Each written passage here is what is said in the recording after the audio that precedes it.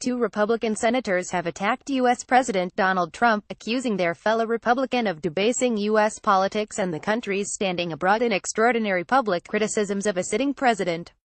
Senator Jeff Flake, in a dramatic speech on the Senate floor, said American politics had become inured to reckless, outrageous and undignified behavior from the White House.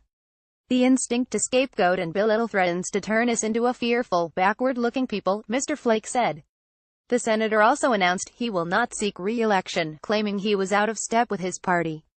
There may not be a place for a Republican like me in the current Republican climate or the current Republican Party, Mr. Flake, whose term ends in 2018, told the Arizona Republic.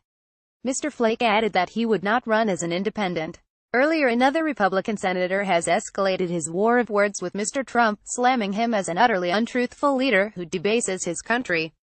Bob Corker, who chairs the influential Senate Foreign Relations Committee and has emerged as an outspoken critic of Mr. Trump, made the hard-hitting remarks after the U.S. president attacked him in a series of morning tweets. "I don't know why he lowers himself to such a low standard and debases our country in the way that he does, but he does," Mr. Corker told CNN, in a remarkable excoriation from within the president's own party. "It's unfortunate that our nation finds itself in this place," he said, expressing regret for having supported Mr. Trump's presidential bid, and saying he would not vote for him again. "He has proven himself unable to rise to the occasion as president," Mr. Corker said in the interview conducted in a Senate hallway.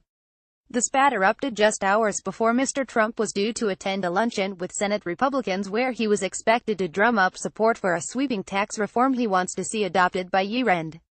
Bob Corker, who helped President O give us the bad Ron deal, couldn't get elected dog catcher in Tennessee, is now fighting tax cuts, Mr. Trump tweeted early this morning. Mr. Trump followed this tweet up with a series of comments about Mr. Corker. Mr. Corker, who has announced he is not seeking re-election in 2018, responded with a tweet of his own saying untruths from an utterly untruthful president. After Mr. Corker's retort, Mr. Trump went on to brand him a lightweight and the incompetent foreign relations chairman who doesn't have a clue. The stinging verbal blows marked the latest salvo in what is now a full-blown public war of words between the U.S. president and one of his party's most important lieutenants in Congress, a measured Republican who has immense sway over foreign policy issues as well as taxes.